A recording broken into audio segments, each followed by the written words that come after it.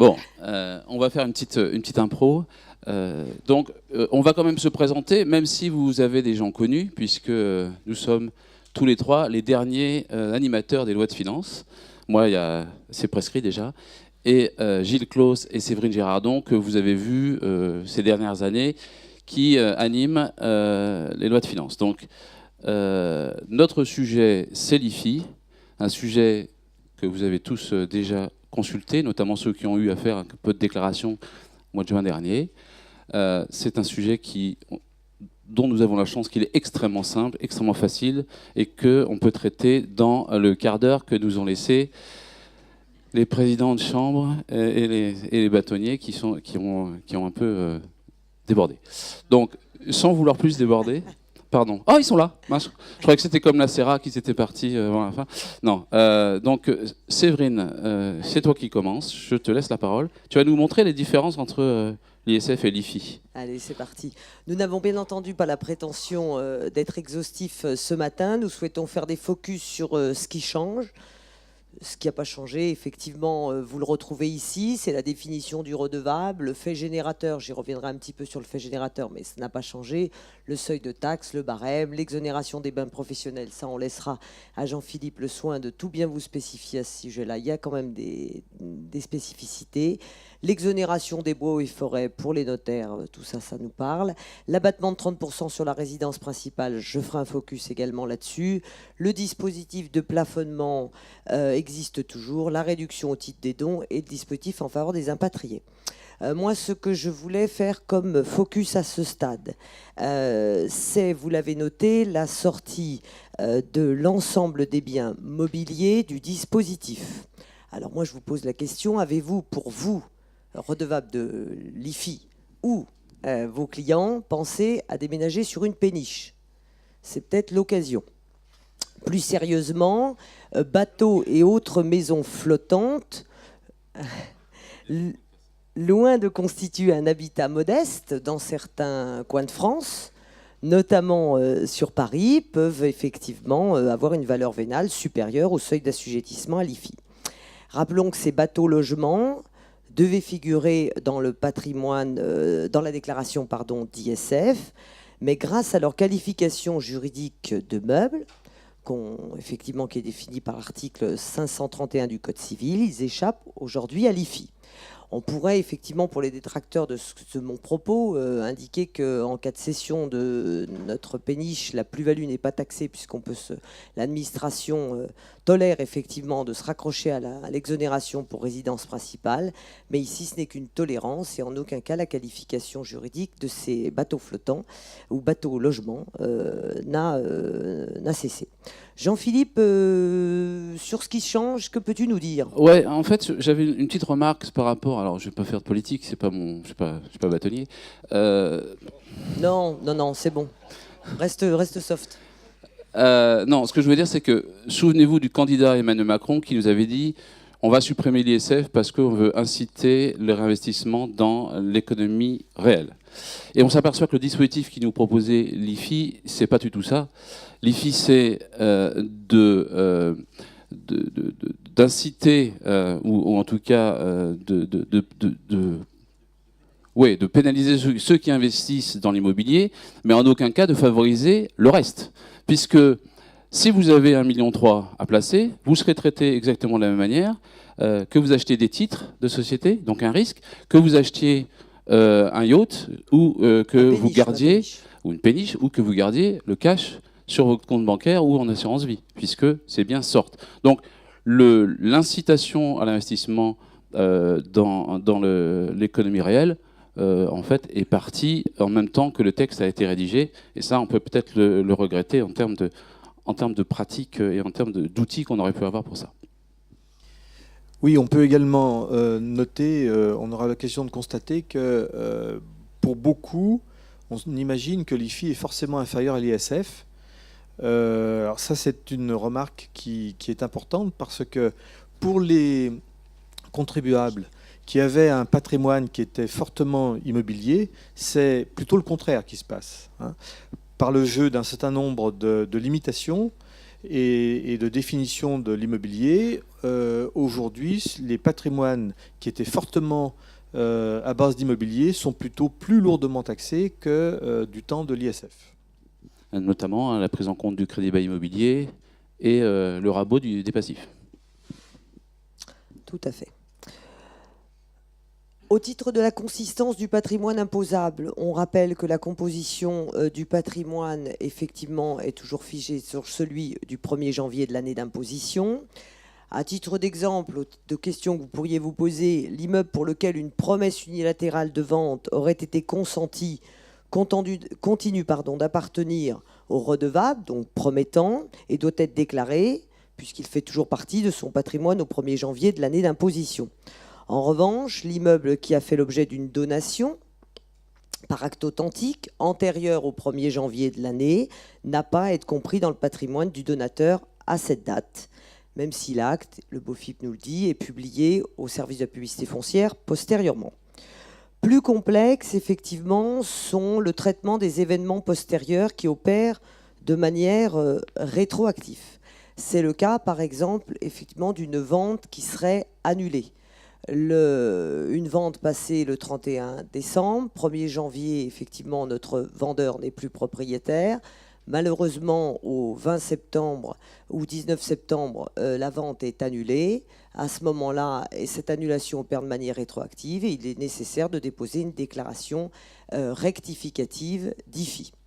Traitement identique pour les biens acquis sous conditions suspensives ayant un effet rétroactif. Alors rappelons que là pour le coup c'est relativement rare effectivement, mais conventionnellement on peut effectivement mettre un effet rétroactif à une condition suspensive. Donc attention pour nous à la rédaction effectivement des avant-contrats, puisqu'à ce moment-là le bien peut rentrer dans le patrimoine de l'acquéreur au 1er janvier de l'année. Rappelons effectivement également rapidement le traitement des biens appartenant à des enfants mineurs, avec des parents qui ont une imposition séparée mais une autorité parentale commune. À ce moment-là, chaque parent va déclarer la moitié des biens appartenant aux mineurs dans sa déclaration d'IFI. Les biens taxés sont en pratique l'ensemble des immeubles, qu'ils soient bâtis ou non. Je corrige un petit peu le slide parce que bâtis ou non bâtis, quel que soit pour ces deux types de biens leur affectation, agricole, bien sûr, commerciale, habitation, autres professionnels. Pour les non bâtis, que ce soit de la terre agricole, terrain à bâtir, je mets à part les bois et forêts. C'est l'immeuble en cours de construction également et les droits réels immobiliers. Peut-être que effectivement ici il y a une particularité pour le crédit bail immobilier qui est taxé, Gilles tu me corriges si je me trompe, dans l'IFI du crédit preneur. C'est une nouveauté. Et moi je vais m'attarder plus spécifiquement en matière de droit réel immobilier sur le démembrement et donc l'usufruit. Le cas spécifique de la résidence principale, ici on pourrait considérer que rien ne change puisqu'il y a une conservation de l'abattement de 30% lorsque le bien à usage d'habitation est affecté à notre résidence principale. C'est valable effectivement qu'une seule fois. Revenons sur le cas effectivement des époux faisant l'objet d'une imposition séparée, qui ne sont pas divorcés, mais qui sont séparés effectivement de fait de biens. À ce moment-là, effectivement, ils bénéficient chacun, pour ce qui les concerne, pour leur résidence principale, de l'abattement de 30%. Je reviendrai plus après sur le démembrement sur la résidence principale. Rappelons également que cet abattement de 30% ne s'applique que pour la détention directe de la résidence principale.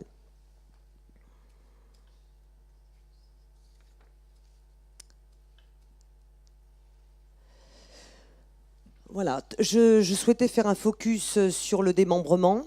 Alors il faut distinguer, j'ai choisi effectivement de distinguer deux cas. Soit l'immeuble est détenu par des personnes privées, soit l'immeuble est détenu par des personnes morales. Le cas des biens démembrés détenus par des personnes physiques, on rappelle le grand principe mais qui existait déjà en matière d'ISF, c'est l'imposition de l'usufruitier sur la valeur en pleine propriété. Ce qui est effectivement ici nouveau, c'est la répartition de la taxe entre le nu propriétaire et l'usufruitier dans 3 cas.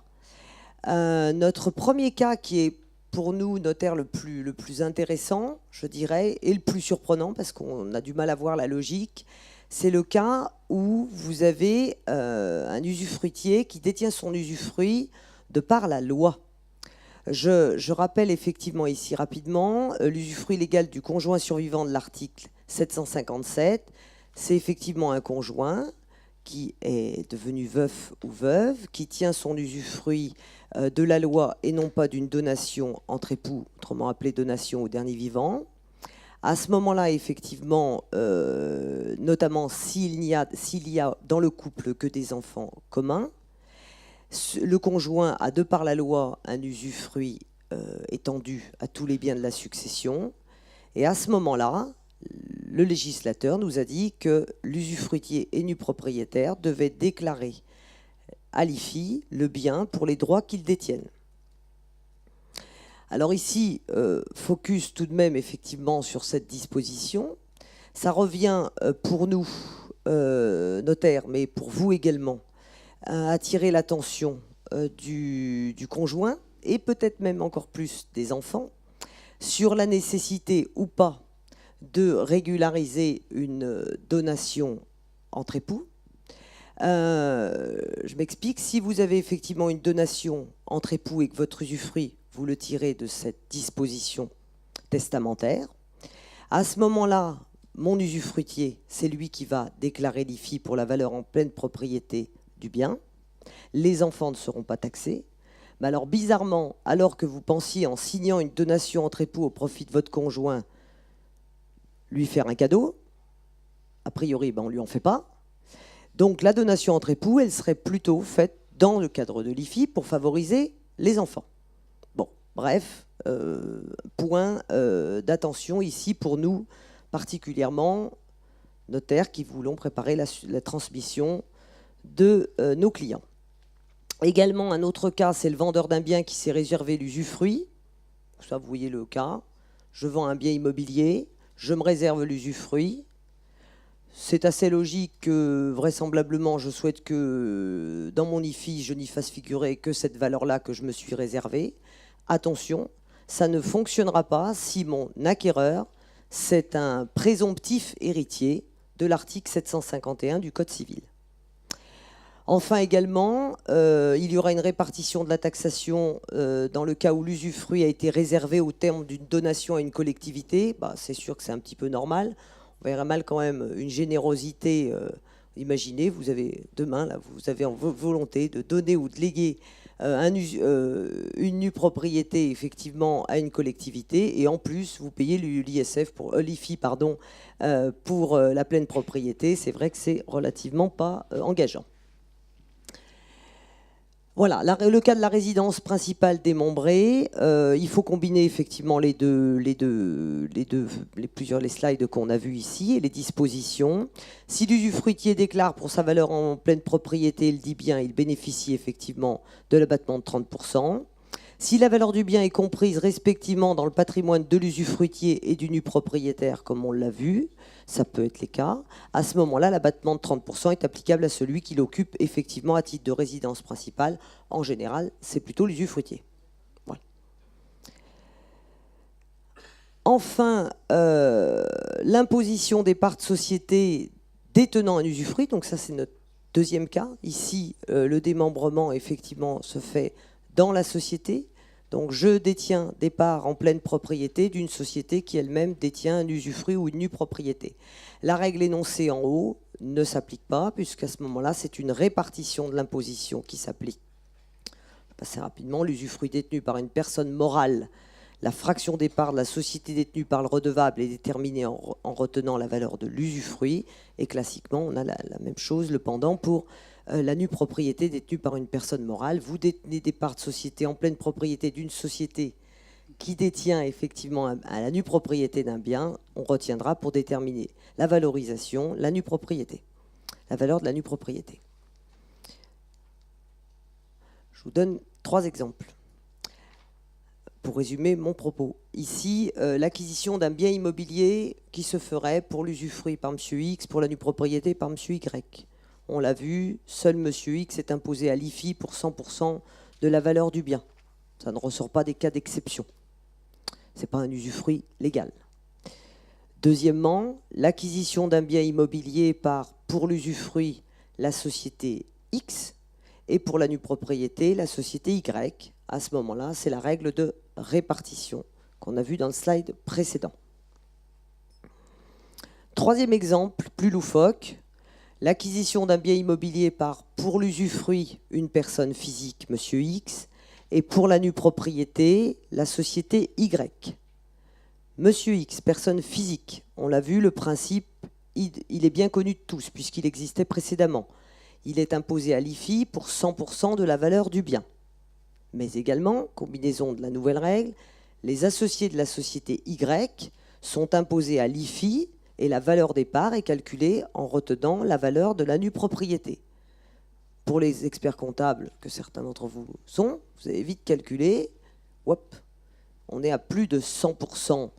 Il y a une surimposition ici, puisque sur un même actif, cet actif il va être taxé à plus de 100% de sa valeur vénale. Alors, on aurait pu croire à une erreur de l'administration,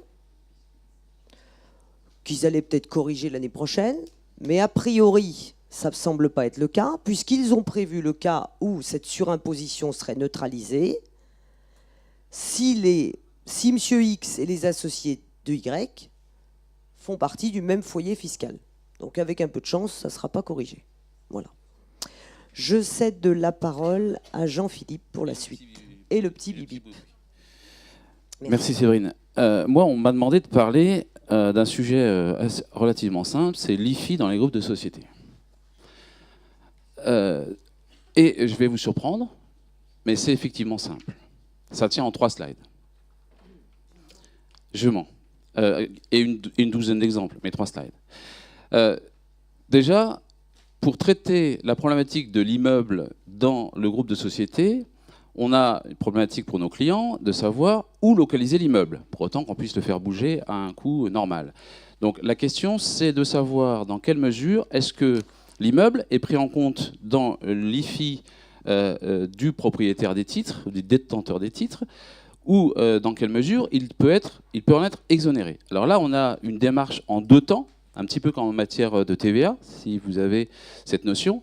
On a d'abord la notion de champ d'application, c'est-à-dire qu'un certain nombre de biens sont exclus de l'assiette de l'IFI. Donc on est bien en termes de champ d'application, c'est l'article 965 du Code général des impôts qui s'applique.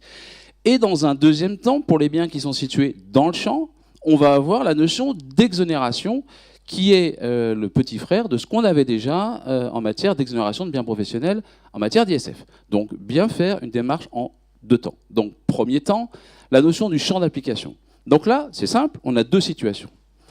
Première situation, la société qui est propriétaire du bien ou qui est titulaire du droit l'affecte à sa propre exploitation commerciale, industrielle, artisanale, libérale ou agricole.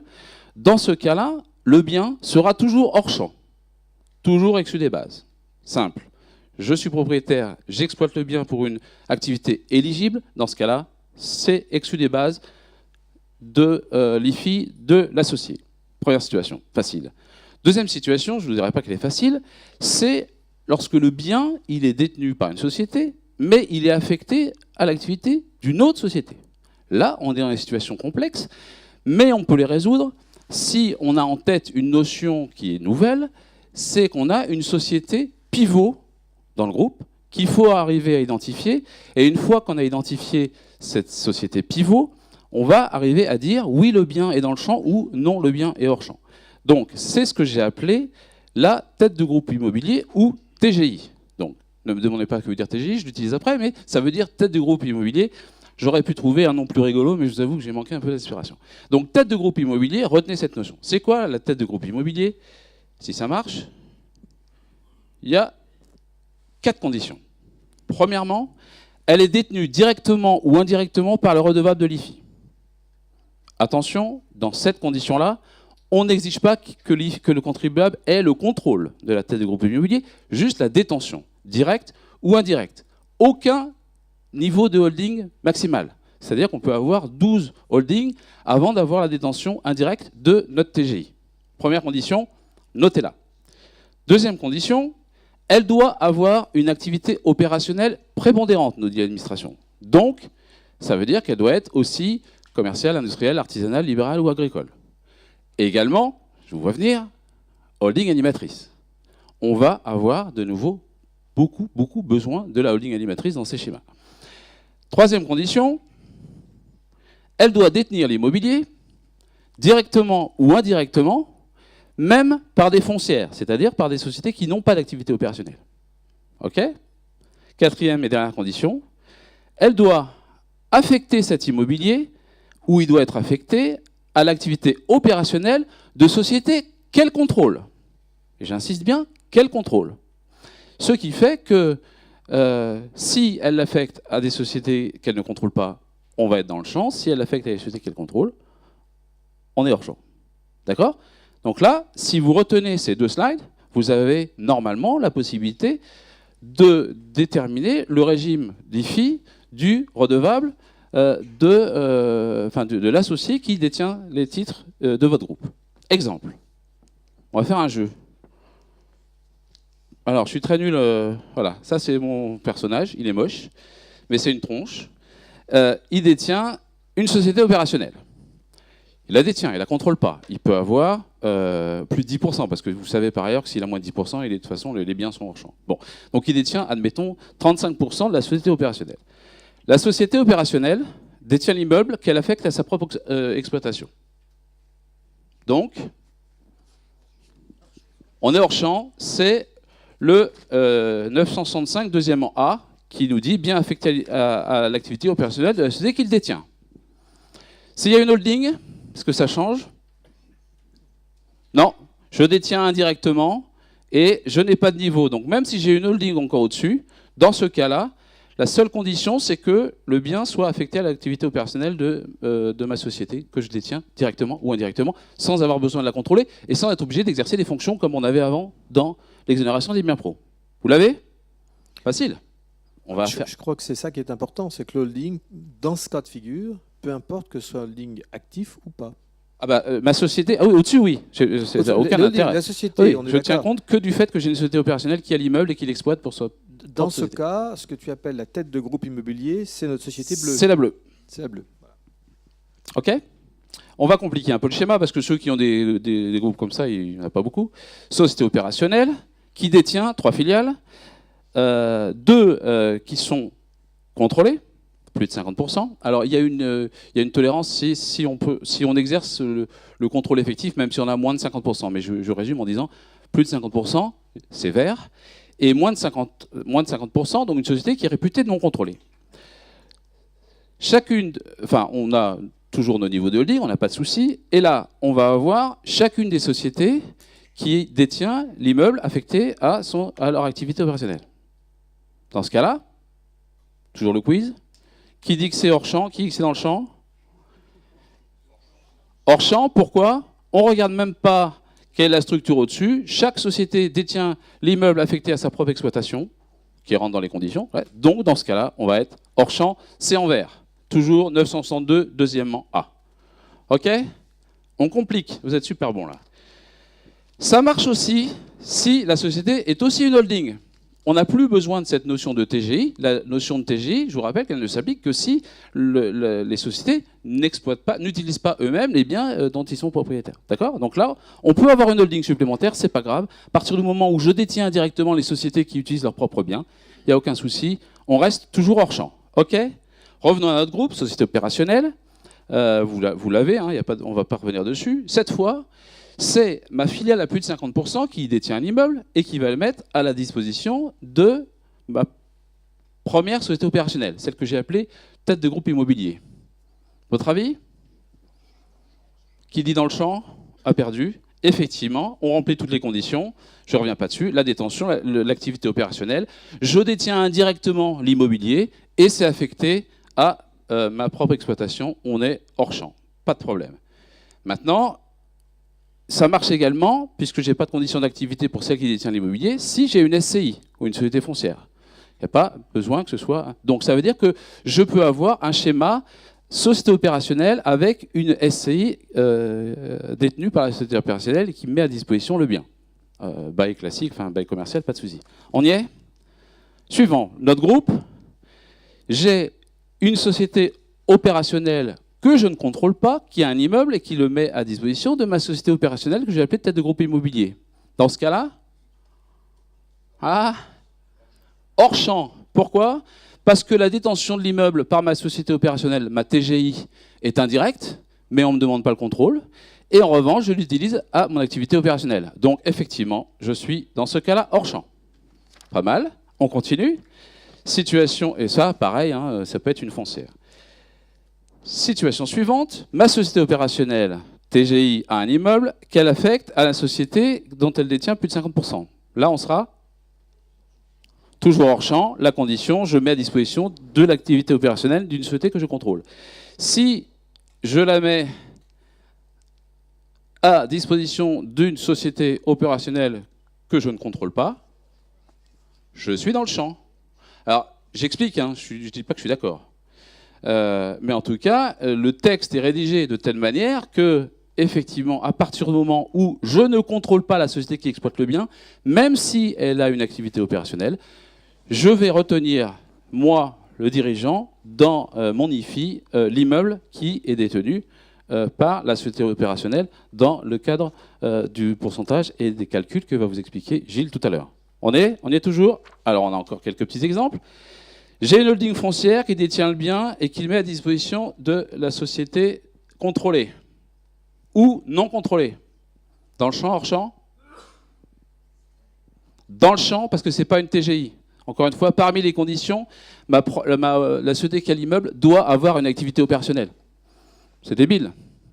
Mais c'est la mort de la holding pure, dans le cadre de la problématique immobilière, ou de la holding foncière. Vous devez, pour que ça fonctionne, avoir le plus haut dans la détention de l'immobilier, vous devez avoir une société opérationnelle. Je suis d'accord avec vous, c'est débile. Moi, je fais que commenter le texte, je ne l'ai pas écrit. Hein. Donc voilà, donc attention à ces situations-là. Même que la holding foncière qui détient l'immeuble la mette à disposition d'une société opérationnelle contrôlée ou pas, ça n'a pas d'incidence parce qu'on n'a pas la condition de l'activité qu'on doit absolument avoir pour que ça fonctionne. Ok, on reprend. Société opérationnelle, immobilier détenu par une filiale contrôlée, ça ne marche pas, ça ne marche plus, il n'y a plus de pile. Si, mis à disposition d'une filiale contrôlée. Dans le champ, hors champ? Hors champ. Détention indirecte, vous l'avez, détention indirecte, mis à disposition de l'activité opérationnelle et société contrôlée. Maintenant, même si c'est une société foncière, je passe vite. Maintenant, immobilier détenu par une société non contrôlée, par une filiale non contrôlée, mis à disposition d'une société opérationnelle. Dans le champ, hors champ? Dans le champ. Ah, enfin, il y a un débat. Non, c'est hors champ. Je détiens l'immobilier. On ne doit pas avoir le contrôle. Je détiens l'immobilier indirectement via ma filiale, même non contrôlée, mais je la mets à disposition d'une société contrôlée. Donc c'est hors champ. Ouais, monsieur, on le remontait tout à l'heure en haut, on était dans le champ. J'étais dans le champ parce que j'étais une foncière, alors que là, je suis toujours société opérationnelle. Hein. Là, je dois toujours avoir les 4 conditions. Hein. Donc là, je suis bien détenu par le contribuable, société opérationnelle, qui détient l'immobilier indirectement, pas de notion de contrôle de l'immobilier, et qui est affecté à une société que je contrôle. Donc là, on va être... J'appuie, oui. Hors champ. C'est grâce à ta société TGI bleue en haut là. La première bleue. Si ma première bleue n'est pas opérationnelle, ça tombe.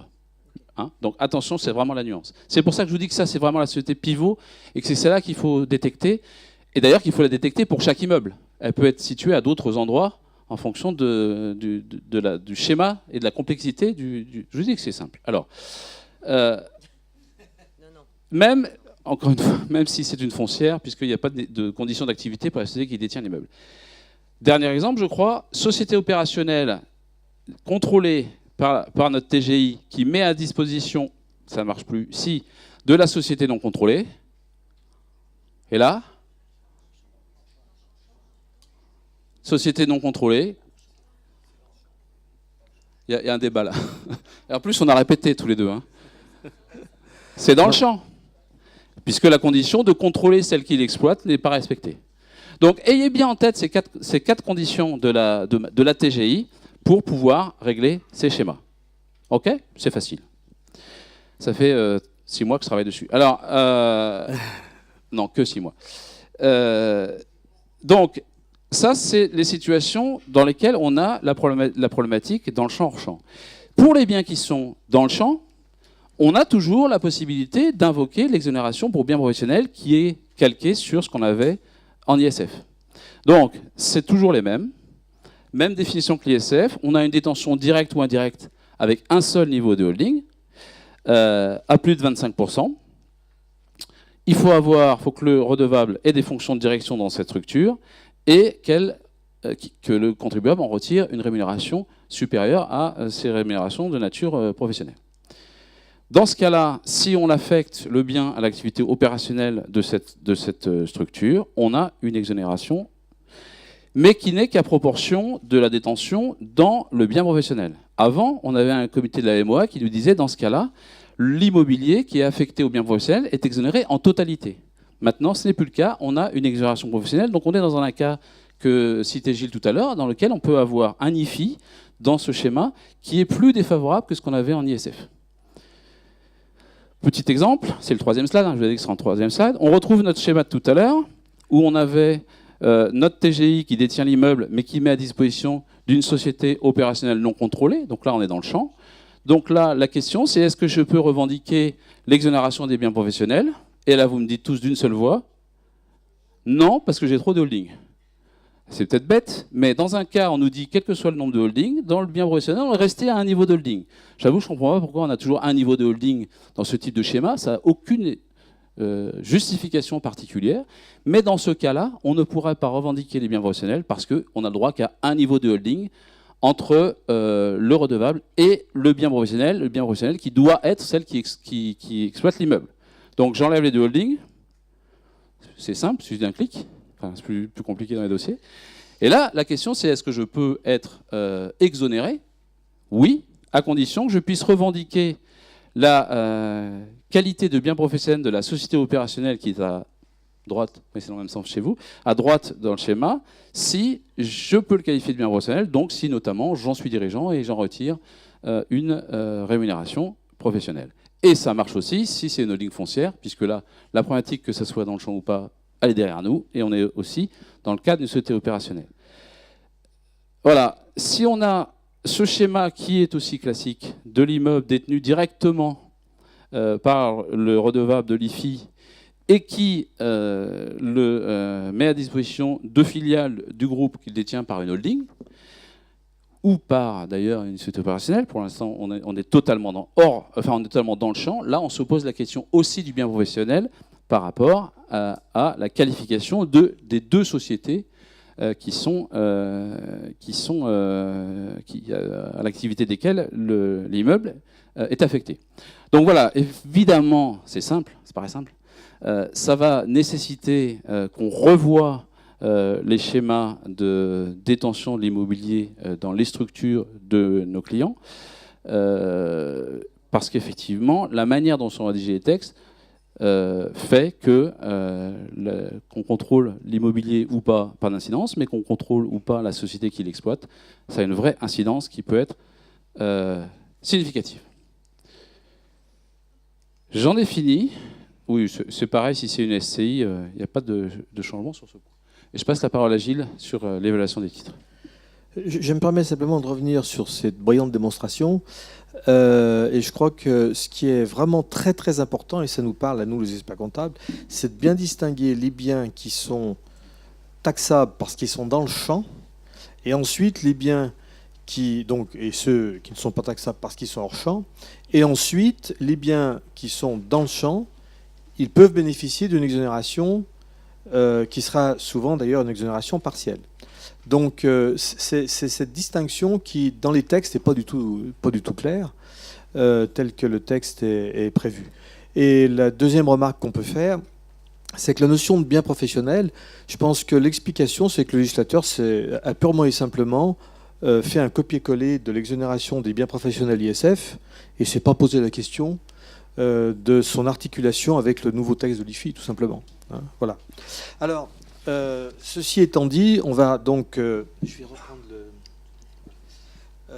je vais donc maintenant vous exposer comment, justement, on va calculer la valeur des titres lorsque des biens ou des droits immobiliers sont inclus dans une société, dans une entité quelconque, dont le redevable détient des titres. Alors, premier point, d'abord, c'est une nouveauté, on l'a un petit peu dit tout à l'heure, on taxe dans les droits immobiliers, désormais, on taxe également le crédit preneur dans le cadre d'un crédit-bail immobilier. Donc, lorsqu'une société détient un immeuble par le biais d'un crédit-bail immobilier, il rentre dans le champ.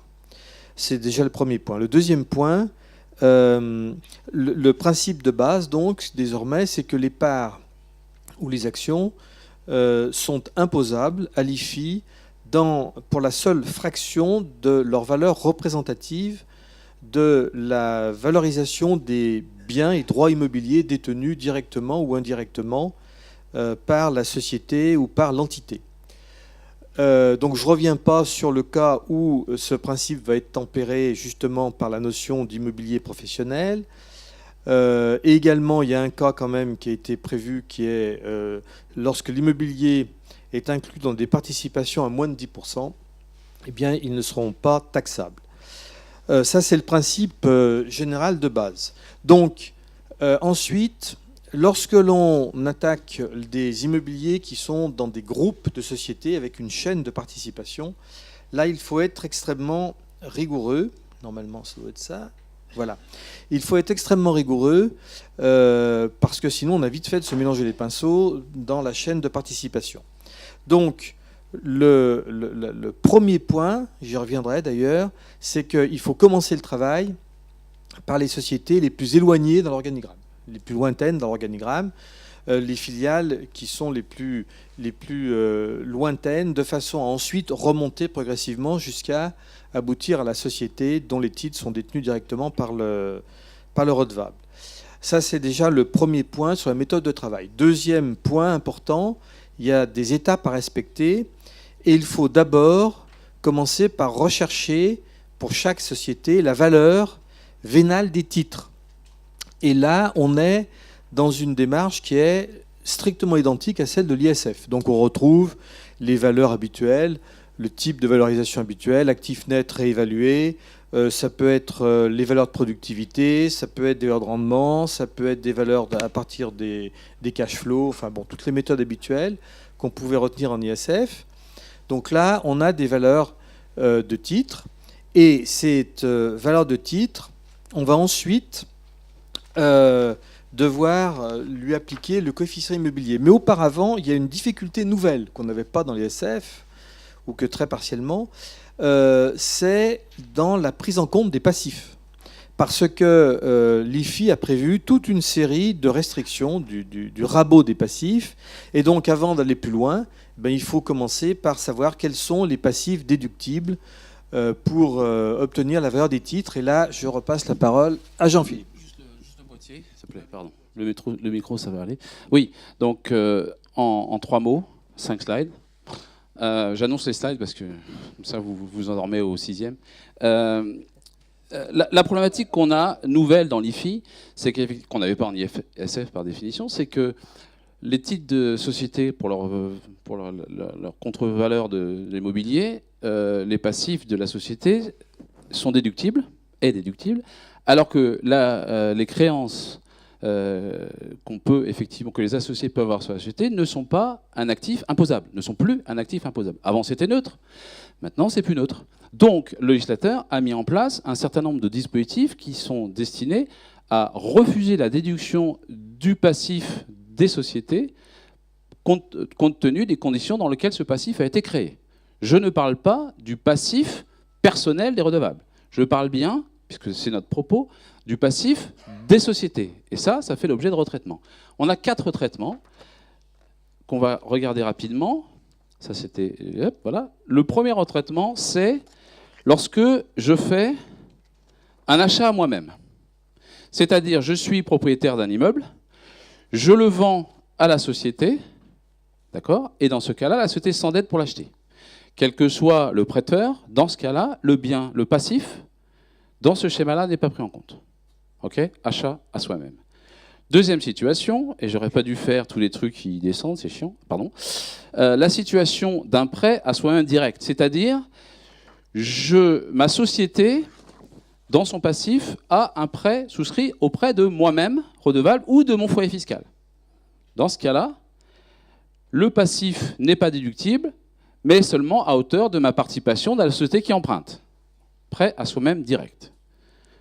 Autre situation, c'est les situations dans lesquelles j'emprunte non pas auprès de mon foyer fiscal, mais auprès du cercle suivant, ce qui est défini par le cercle familial, c'est-à-dire les ascendants, les descendants et les frères et sœurs des membres du foyer fiscal.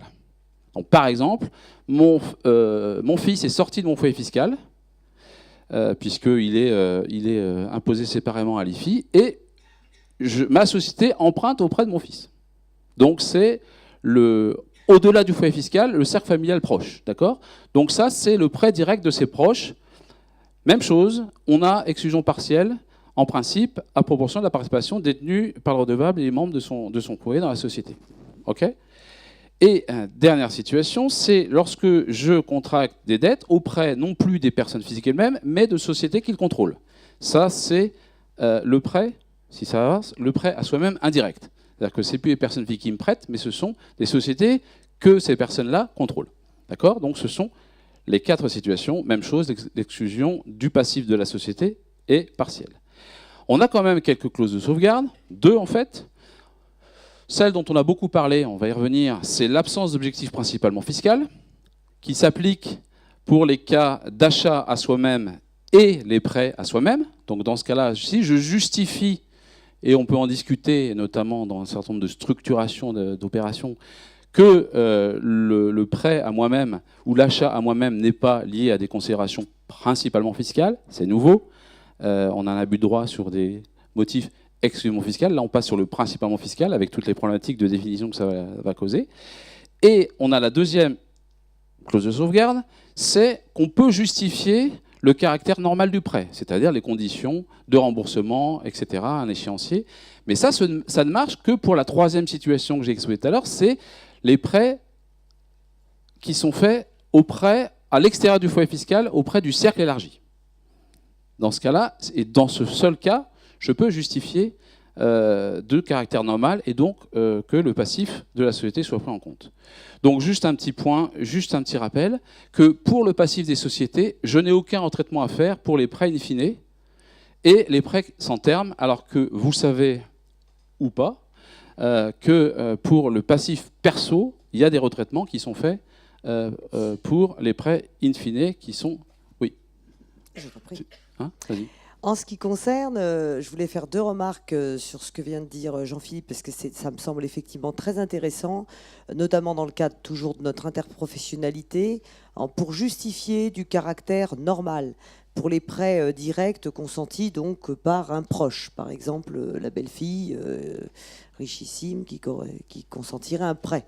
Il serait, à mon avis, effectivement intéressant de lui conseiller que sa reconnaissance de dette ou son prêt soit constatée par un acte notarié, voire avec une prise d'affectation hypothécaire pour effectivement justifier le caractère normal du prêt, bien entendu stipuler un intérêt, des remboursements effectifs, etc. Pour la première clause de sauvegarde sur l'absence d'objectif principalement fiscal, on va bien entendu également pouvoir étayer ici ce propos vis-à-vis de l'administration dans un souhait, parce que les achats à soi-même, pourquoi pas, peuvent rester effectivement intéressants, notamment si j'ai un souhait d'opérer des transmissions et qu'effectivement j'envisage, ou j'ai déjà fait, une donation-partage, etc., de titres de la société. Voilà ce que j'avais à rajouter. Merci. Okay. Donc, on a un problème, nos clients ont des problèmes avec les comptes courants. Parce que là, à l'occasion de la préparation des déclarations, de l'anticipation avant le 8 juin, puisque l'instruction est parue le 8 juin, personne de l'administration là, donc est parue le 8 juin pour une déclaration à faire pour le 15. Donc on s'est beaucoup trituré l'esprit, pour ceux qui en avaient même du mauvais, pour savoir ce qu'on faisait des comptes courants. Parce que le compte courant, c'est clairement, si ça marche, le prêt à la société de la part d'un associé. C'est un prêt à soi-même direct, pour autant que l'associé soit dans le foyer fiscal, bien entendu, mais en tout cas, on est typiquement dans une situation de prêt à soi-même direct. Il est impossible, puisque ce n'est pas un des cas visés, de justifier du caractère normal du prêt. Le caractère normal du prêt, c'est seulement pour le cas où c'est un prêt dans le cercle familial. On ne peut pas justifier. Je ne peux pas, par rapport à la manière dont est rédigé le texte, je ne peux pas dire oui, mais c'est un prêt normal, je le rembourse. Ça ne marche pas, cette clause de sauvegarde ne s'applique pas à un prêt direct à soi-même. Donc, il faut trouver une justification, et notamment la question de l'objet du prêt. Parce que, je suis passé un peu rapidement, mais les prêts, les passifs qui sont mis en cause ou qui sont rejetés dans le cadre de ça, ce sont les prêts qui sont utilisés pour l'acquisition de l'immeuble ou pour des dépenses d'amélioration, de construction, de reconstruction, d'entretien. D'accord ? Donc c'est le financement qui est lié à ça. Donc la première question qu'on doit se poser, c'est est-ce que mon compte courant d'associé dans ma SCI, donc dans le champ, est-ce que ce compte courant a été consenti pour l'acquisition et les dépenses liées à l'immeuble ? Si je me suis fait un achat à moi-même et que j'ai financé par compte courant, je suis mal. Et même le notaire va avoir du mal à me trouver une justification autre que principalement fiscale de ce type d'opération. D'accord ? Si c'est un bien qui n'est pas loué, qui est dans une SCI, et que le remboursement de l'emprunt est lié, est assuré par l'alimentation en compte courant des associés, la question de savoir est-ce que même en deuxième degré, le compte courant n'est pas généré par les dépenses d'acquisition parce que le bien n'était pas financé, on peut se poser la question. Si on est dans une situation dans laquelle on a une société allière, pour ceux qui font encore des sociétés allières, si on est dans la situation d'une société allière dans laquelle on va avoir un revenu qui va être déclenché sans la trésorerie correspondante et qu'on va avoir un compte courant des associés qui va gonfler, est-ce que l'administration ne va pas nous dire, au moins indirectement, vous avez constitué ce compte courant parce que votre montage n'était pas équilibré et ne vous permettait pas d'assurer un revenu. Donc on est dans des situations vraiment de se poser la question, notamment dans ces situations-là, lorsque on a des comptes courants qui, avec la vie de la société, continuent à grossir. Et donc, on a le risque que l'administration vienne nous dire, dans ce cas-là, on ne peut pas tenir compte de ces passifs dans l'évaluation de la société pour l'IFI. Alors, on a toujours, pour le coup, la clause de sauvegarde sur l'absence d'objectif principalement fiscal. Elle nous a sauvés pour les comptes courants qui existaient au 1er janvier 2018. Pourquoi ? L'administration nous a dit, puisque vous ne saviez pas que l'IFI existerait, par définition, vous n'avez pas créé des comptes courants juste pour l'IFI. Donc, on a une clause balai qui nous a permis effectivement de ne pas retraiter tous les comptes courants existants au 1er janvier 2018. Quid de ceux qui vont être créés depuis, ou qui ont été créés depuis. Là, la question, elle est entière, et il va falloir trouver les justifications pour pouvoir déduire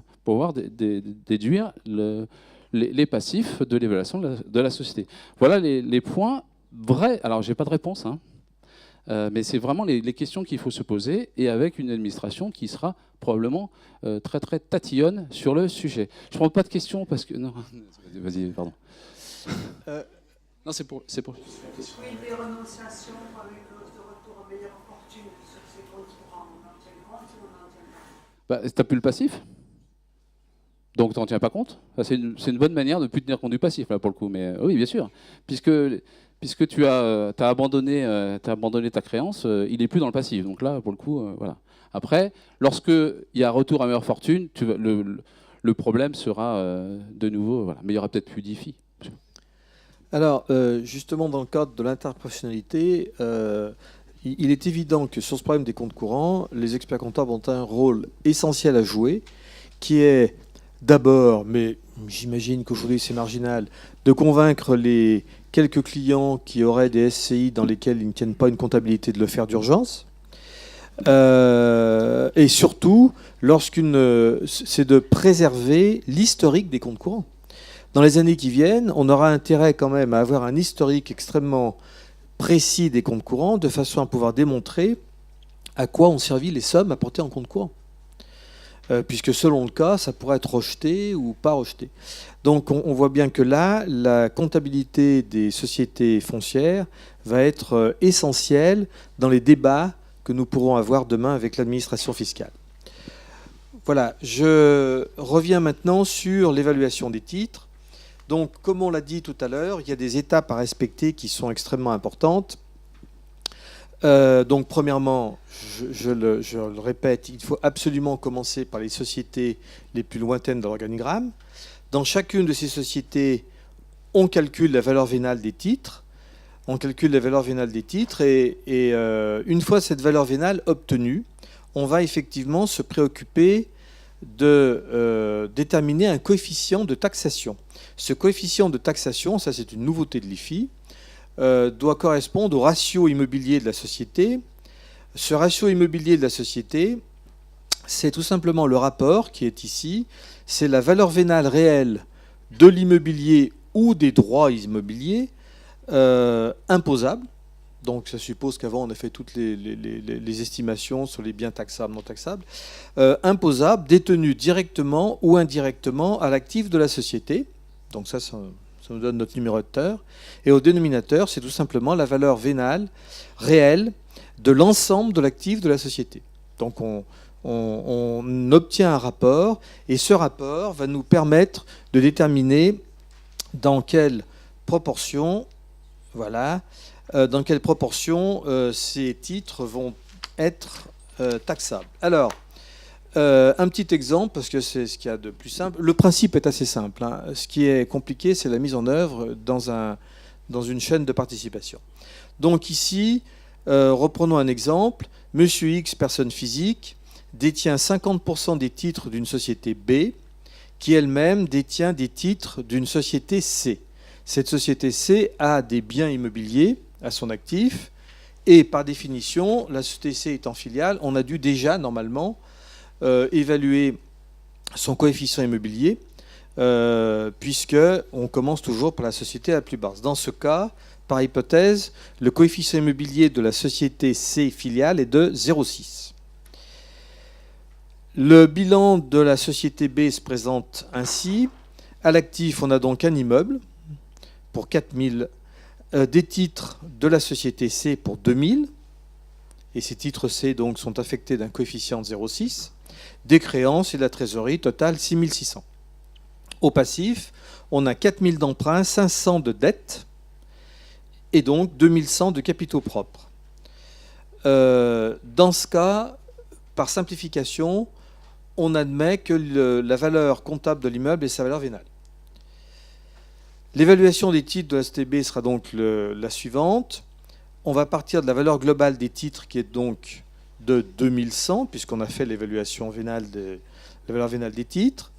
Le ratio immobilier de C est de 0,60. Ça veut dire que les titres de participation de C vont être retenus pour 60% de leur montant, soit 1200. Le ratio immobilier sera donc de 4000 plus 1200 divisé par 6600, ça fait 0,79. Et donc la valeur des titres détenus par X, c'est leur valeur vénale pleine, 2100 multiplié par 0,50 bien sûr, ce qui est son pourcentage de participation, soit 1050. Et là-dessus, on applique le coefficient immobilier de 0,79, ce qui va donc faire une valeur à retenir de 829. Voilà un petit peu comment ça se présente. Donc le principe de calcul est relativement simple. Le tout, c'est de bien faire attention lorsqu'il y a des filiales, des sous-filiales et des sous-sous-filiales. Maintenant, petite complication, mais qui ne pose pas de problème, c'est justement dans l'hypothèse où la petite dette de 500 qu'on avait tout à l'heure, c'est un compte courant d'associé. Compte courant d'associé qui ne serait pas antérieur au 1er janvier 2018, donc non déductible, puisqu'on n'arriverait pas dans ce cas à démontrer qu'il a servi à autre chose qu'à l'acquisition ou aux dépenses de l'immeuble. Dans ce cas, la valeur des titres sera augmentée de 500, la valeur globale des titres sera augmentée de 500. Donc la quote-part de B, qui est de 50%, sera augmentée de 250. Et sur ces 250, on appliquera le coefficient immobilier de 0,79, ce qui fait 197,50 de majoration de sa quote-part, soit une valeur taxable de ces titres de 1026,50. Hein, donc voilà, il n'y a rien de complexe dans la démarche, il faut simplement être très très rigoureux. Et on retrouve en fait la même problématique de l'ISF, ça va être chaque fois de déterminer les valeurs vénales des immeubles ou des droits immobiliers. Là par contre, on retrouve une problématique qu'on connaît bien, qui est la problématique de l'ISF. Voilà pour ce problème des évaluations. On pourrait y passer du temps, mais ça n'apporterait rien de plus quant à la démarche. Donc on va simplement maintenant vous donner quelques indications sur la façon dont l'IFI doit être déclaré et la façon dont il est imposé. Le barème officiel est le même que celui de l'ISF, il n'y a rien de changé. Simplement, vous savez que sur ce barème officiel, il est un peu trompeur, puisqu'en fait, il y a une décote progressive qui est en place, qui fait qu'en réalité, le patrimoine n'est taxable qu'à hauteur de 1 300 000. Donc je ne reviens pas sur le détail. Là encore, il n'y a absolument rien de changé par rapport à l'ISF. Par contre, ce qui est changé, c'est que la réduction d'impôt à raison de la souscription au capital de PME est purement et simplement supprimée. Que ne subsistent en pratique plus que les réductions d'impôt à raison des dons qui sont faits à des établissements publics ou à des associations reconnues d'utilité publique. Et vous savez que ces associations figurent sur une liste exhaustive qui figure dans l'article 978 du CGI. Cette réduction d'impôt peut être faite sous forme de dons en numéraire ou en pleine propriété de titres de sociétés cotées sur un marché réglementé français ou étranger, de titres de sociétés cotées. La réduction, c'est l'imputation de 75% des dons sur l'IFI dans la limite de 50 000 euros.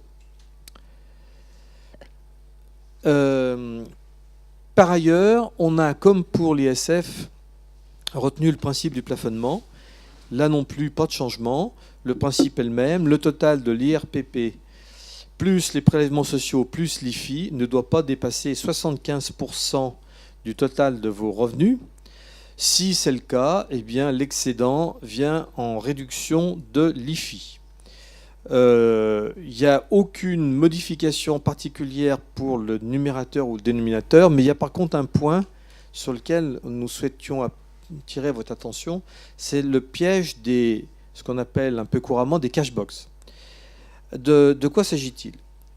Il s'agit du cas où on essaye de réduire le taux de l'impôt en interposant une société. Classiquement, une SCI, IR. Vous savez que les revenus fonciers, c'est une catégorie qui est extrêmement lourdement taxée. Donc pour éviter ce phénomène, on va interposer une société IS. Et donc les revenus fonciers remontent dans la société IS. Aussi longtemps que la société ne distribue pas, il n'y a pas de taxation. Mais par contre, on peut paisiblement attendre que les capitaux propres de la société IS augmentent, ce qui va valoriser les titres. Et donc un jour, on pourra éventuellement faire une plus-value sur ce biais-là, et on a une taxation qui est quand même plus favorable que la fameuse taxation des revenus fonciers. Alors l'administration fiscale, aujourd'hui, eh bien, avec, dit-on, l'indulgence du Conseil constitutionnel, l'administration fiscale peut discrétionnairement considérer qu'il s'agit effectivement d'un dispositif à but exclusivement fiscal, principalement fiscal, et va donc purement et simplement le réintégrer au dénominateur des revenus qui ont été enfermés dans votre société IS pour estimer si vous dépassez ou non les 75%. Donc ça, il faut y faire attention parce que ça peut être assez piégeux. Et ce qui est un petit peu ennuyeux, c'est que là, on ne parle pas justement d'un but exclusivement fiscal, c'est-à-dire qu'on n'est pas dans un cas où l'administration est obligée de mettre en œuvre la procédure d'abus de droit. C'est un peu un cas discrétionnaire, ce qui est quand même un tout petit peu choquant. Et là, on voit bien que l'administration fiscale s'est réservé un droit presque souverain d'appréciation.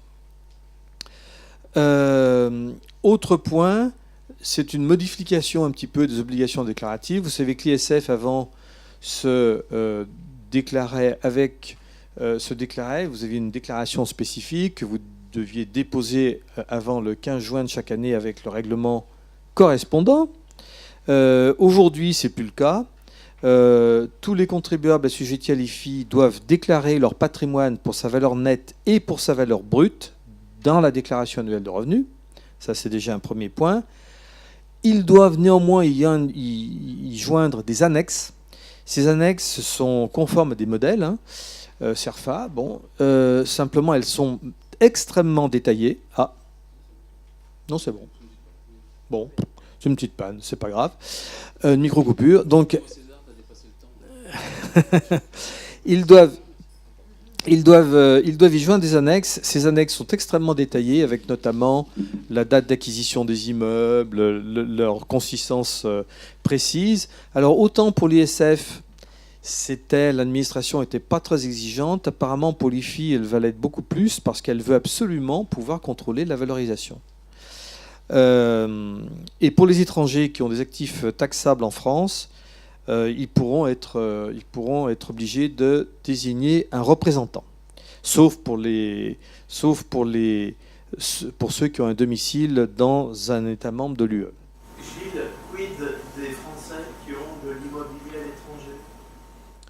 Alors les Français qui ont de l'immobilier à l'étranger, à ma connaissance, s'ils payent un impôt sur la fortune ou approchant à l'étranger, ils pourront le déduire de l'IFI français. On a la même territorialité que l'ISF, donc les biens détenus par un résident français qui détenus à l'étranger sont taxables à l'IFI, avec déduction de l'équivalent de l'IFI de l'IFI français. Voilà, bon, je passe rapidement parce qu'on a dépassé le temps. Donc le contrôle est contentieux, il n'y a rien de particulier, simplement que, comme pour l'ISF, ça relève du contentieux des droits d'enregistrement, donc ça relève des juridictions judiciaires.